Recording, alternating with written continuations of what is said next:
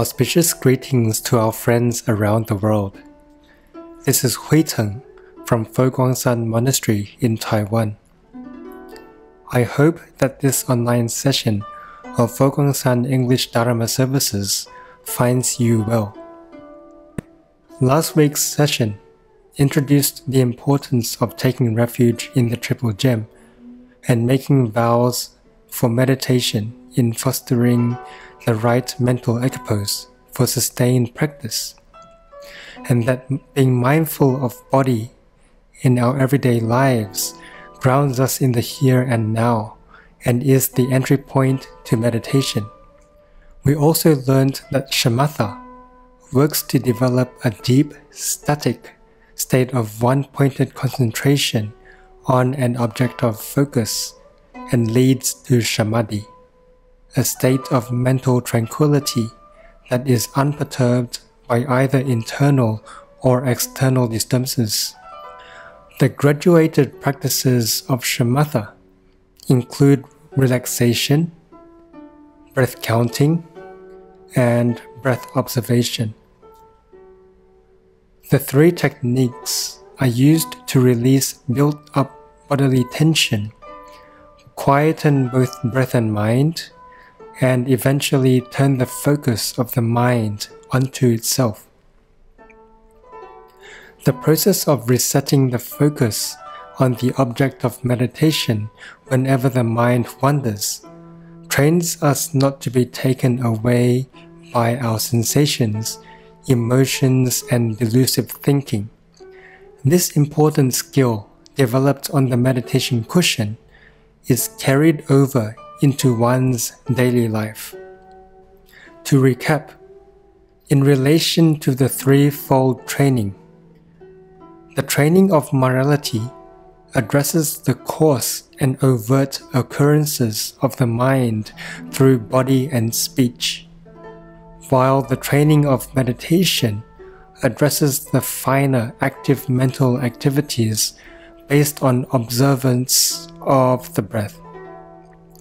The training of wisdom addresses the finest occurrences of the mind, that is, the latent tendencies of the subconscious mind, by removing dormant seeds of affliction and planting pure seeds of wisdom and compassion.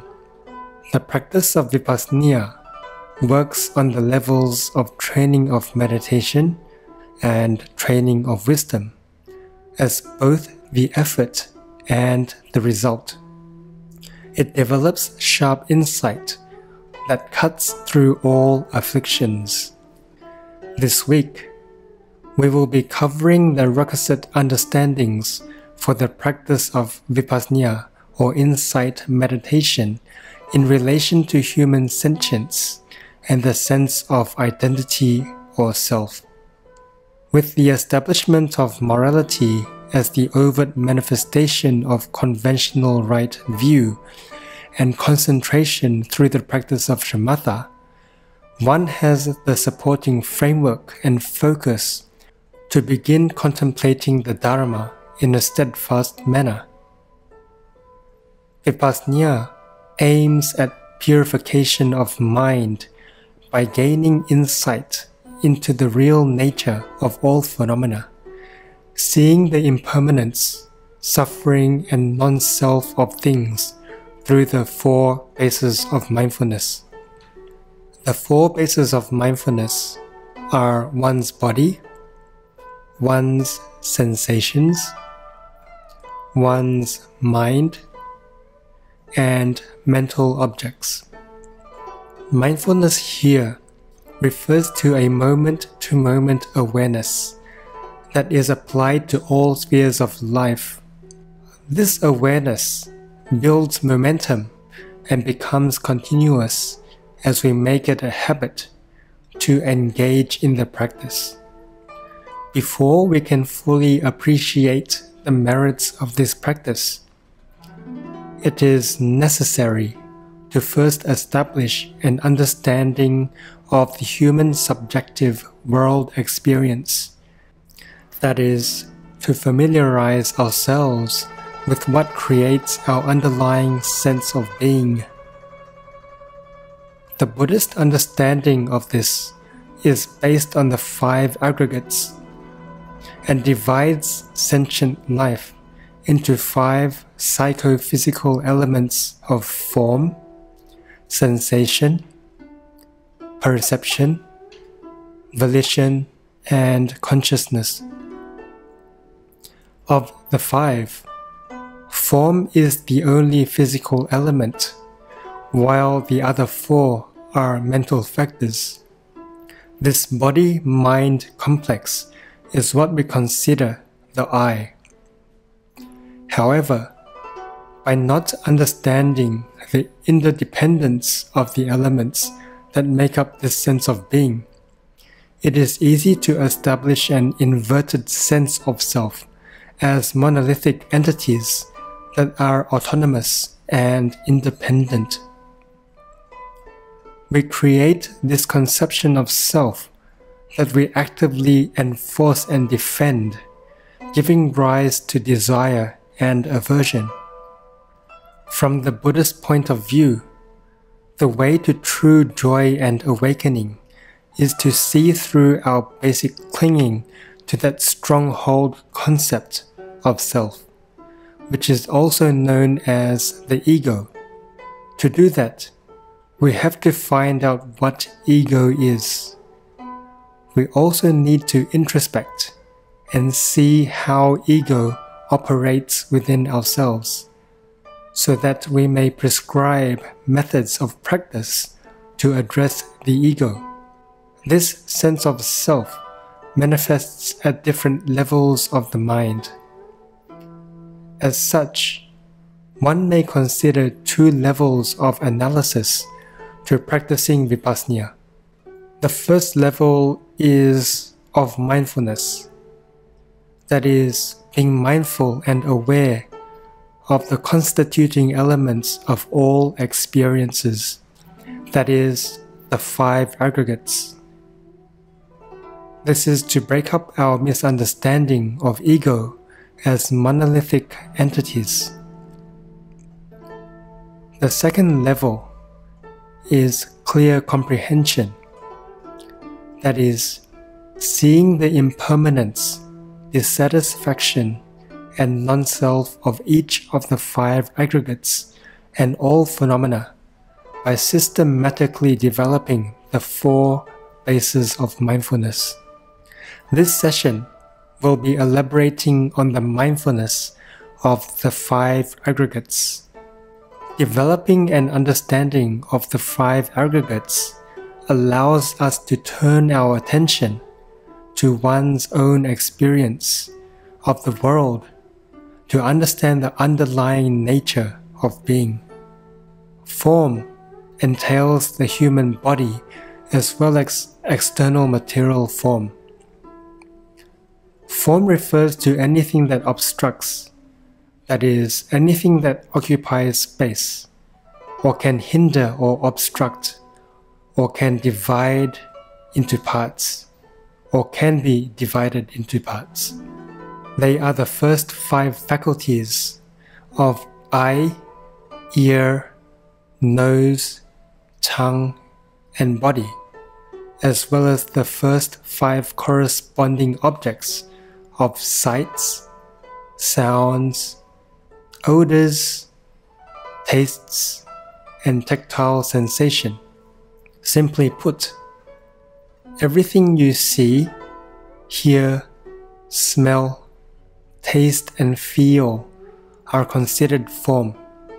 Sensation refers to passive sensory function, which senses an object as either pleasant, unpleasant, or neutral. As our eyes, ear, nose, tongue, and body comes into contact with the outside world, five corresponding objects of sight, sound, odor, taste, and tactile sensations appear. These corresponding objects are associated by the second aggregate as either pleasant, unpleasant, or neutral sensations. The same is true for the mind faculty and the corresponding object of thought. Feelings of hunger, physical pain, heat and cold are examples of sensations that are perceived as unpleasant, while breathing is normally associated as a neutral sensation. The sensation of being satiated or hydrated is usually associated with pleasant sensations. Likewise, the thought of physical comfort is pleasant. The aggregate of sensation does not produce either wholesome or unwholesome karma. They are just natural responses of the human condition based on survival instincts, bodily needs, and human ecology. Perception is a busy aggregate, yet a passive one. Most of what we can call thinking fits into this aggregate.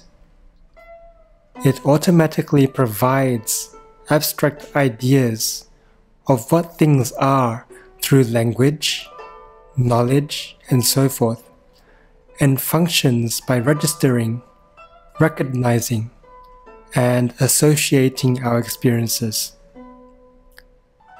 When we see, hear, smell, taste, or touch something, we always flip through our mental index cards to find categories we can associate with the new object. For example, when we see a doctor, we associate him or her with our previously constructed knowledge of what a doctor entails, together with our experiences of interacting with them.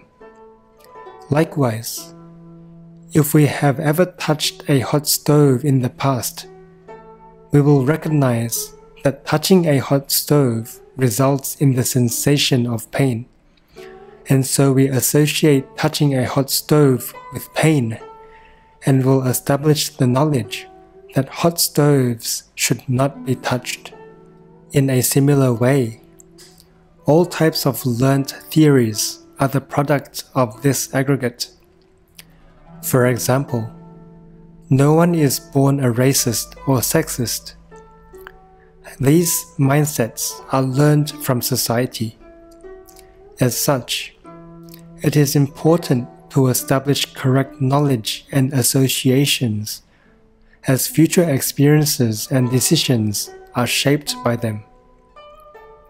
Therefore, right views are imperative. If we develop wrong views, all subsequent recognition and synthesis of new experiences become distorted. Apart from conceptualizing present experiences by making associations and recalling the past, the third aggregate also imagines the future. Planning, thinking, and anticipating are examples of how this aggregate works into the future. We may plan our schedule for the next day, or anticipate outcomes based on previous experiences. These are the workings of this aggregate. In and of itself, the aggregate of perception is largely not problematic. It works passively to make sense of the world. It is the working of the next aggregate that creates either wholesome or unwholesome karma. Volitions can be understood as active mental actions or formations that are driving forces. These include all types of active emotions, mental habits, opinions, and decisions triggered by an object of experience. When we refer to wholesome and unwholesome states of mind, we are referring only to this aggregate. As for unwholesome emotions, Whenever we experience something pleasant, we may have an underlying tendency towards desire and craving. When we have an unpleasant sensation, we have an underlying tendency towards aversion and hostility. In simple terms, volition conditions our likes and dislikes. These latent tendencies manifest when volition relates experiences to our sense of I. Volitions justify that I deserve pleasant sensations, and I should be free from unpleasant sensations. However, when we lose access to pleasant sensations, we feel that I am at a loss. Whenever we are in the presence of things that cause unpleasant sensations, this sense of I feels violated. Either way, these afflictive states of mind cause dissatisfaction. We also attribute this sense of I to objects. For example, we may say that this is my book, my pen, where previously perception recognizes that a thin, long object that contains ink is called a pen. Volition claims ownership of it. We also take ownership of opinions. That is my opinion. So, whenever we lose things that belong to us, or when someone has opposing opinions, we feel that the I is at a loss, and we start justifying our position with actions. For example, when we find out that our friends have different political views, we soon may find ourselves unfriending them on Facebook and crossing them off our Christmas card list. On a larger scale, groups of people develop hatred for one another due to opposing interests and opinions. This is the real reason behind racism, inequality, conflict, and war. In terms of mental habituations, latent karma contained in volition inspires us to either repeatedly seek the things we crave and despise unpleasantries. For example, when we eat chocolate for the first time, the saccharine aggregate passively detects a pleasant sensation, while our perception helps us make sense of the experience, recognizing that chocolate is a food that tastes sweet, is brown in color, and is of a particular aroma. It is volition that creates that sense of craving for the pleasant sensation, justifying ownership of it. This in turn conditions the mental habit of craving for chocolate every time we think about it or come in contact with it. It becomes almost automatic if we do not intervene. When we physically act out and eat the chocolate while inspired by craving, we allow our volition to entertain itself, reinforcing the associated latent karma of greed that accumulates over many lifetimes. The same is true with our interpersonal relationships. Those we develop resentment for are labeled as enemies, whom, when every time they appear in our thoughts or in person, causes us to habitually despise them. More so, whenever there is that sense of I, then there will be the notion of you and them.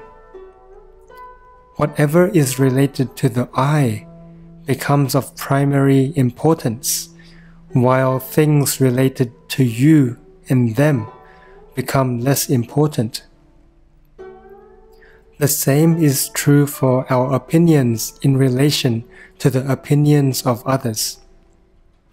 This is how volition inspires self-centeredness. In short, unwholesome volition includes craving, aversion, jealousy, pride, and attaching to the notion of I. They result in dissatisfaction. Wholesome volition includes good intentions, well-wishing, acts of compassion, selflessness, and generosity. They result in reinforcing wholesome latent karma required for the practice of morality, meditation, and wisdom. Unwholesome volition, in the sense of the Middle French word emotion or mover, is precisely what Vipaśyanā addresses. It is trying to calm that which unwholesomely moves the mind.